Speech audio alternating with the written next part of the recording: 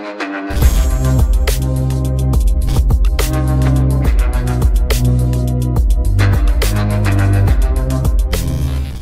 Assalamualaikum warahmatullahi wabarakatuh. Salam daripada bumi Mekah Al-Mukarramah.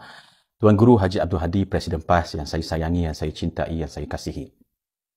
Teguran saya pada kali ini adalah membabitkan satu tulisan Tuan Guru terhadap Yang di-Pertuan Agong secara jelas, walaupun tak tulis nama dan sebagainya.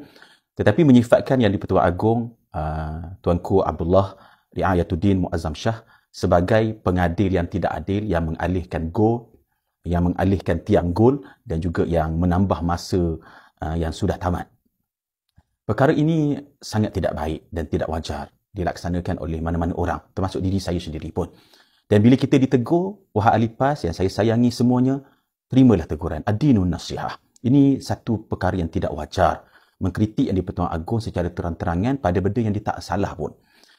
Ada dua perkara yang saya nak sebut.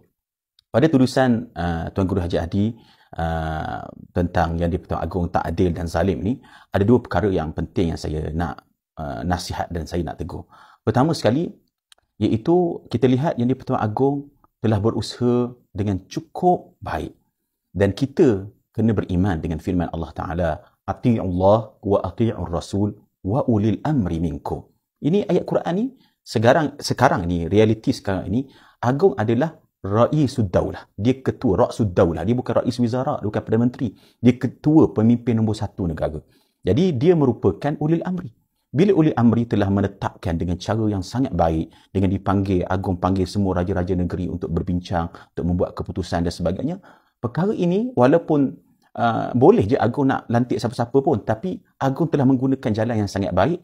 Tidak wajar Tuan Guru mengkritik Yang di-Pertuan Agong terang-terangan dengan mendakwa sebagai pengadil yang tidak adil, mengalihkan tiang gol ataupun yang menambah masa yang sudah tamat, dan juga zalim disebut dalam tulisan itu tentang kezaliman. Ini sangat tidak wajar, bercanggah dengan ayat Al-Quran tadi. Itu yang pertama. Keduanya, kisah yang dibawa oleh Tuan Guru Haji Hadi dalam tulisan beliau, kita dapati bahawa kisah ini adalah kisah yang masyhur tetapi tidak sahih. Jangan gunakan kisah yang tidak sahih untuk mengkritik pemimpin yang tidak zalim. Iaitu kisah berkaitan dengan anak kepada Gubernur Mesir, namanya Muhammad bin Amr bin As. Amr bin As adalah gubernur di Mesir yang dilantik oleh Sayyidina Umar bin Khattab, yang merupakan khalifah yang duduk di Madinah.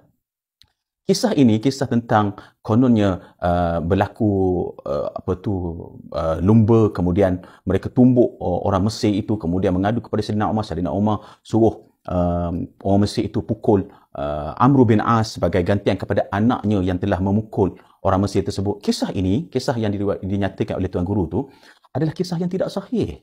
Yang tak sahih. Pertama sekali, dalam sanad kisah tu, kisah ini dicerita di dalam buku yang berjudul Futuhul Mesir wa Akhbaruha oleh Ibnu Abdul Hakam. Ibnu Abdul Hakam ketika mana dia membawa kisah ini, dia menggunakan lafaz hudithna, iaitu lafaz yang majhul. Maknanya kisah ini dari segi sanad majhul. Kemudian dari segi sanad, orang-orang yang ada dalam tu munqati', terputus, sanad itu terputus. Dan dari segi periwayatan orang-orang ruwat yang meriwayatkan kisah ini, sanad itu adalah tidak sahih, bahkan dhaif. Bukan kita kata tak boleh guna hadis dhaif, perkara-perkara dhaif, riwayat-riwayat yang dhaif pada amalan fadail a'mal dan sebagainya. Boleh guna, tak ada masalah. Tapi Tuan Guru gunakan untuk mengkritik Yang di-Pertuan Agong pada benda hadis yang sanadnya ataupun dipanggil juga sebagai hadis ataupun athar ini yang merupakan dhaif, bahkan terputus sanadnya. Bahkan dari segi kisah tersebut itu juga ada nakarah. Nakarah ni maknanya benda yang tak sepatutnya. Mana mungkin Sayyidina Umar menghukum dengan cara sunnah jahiliah. Nabi SAW menyatakan dalam banyak hadis, antara perkara yang Allah Ta'ala benci adalah menghukum dengan menggunakan sunnah jahiliah. Itu apa dia?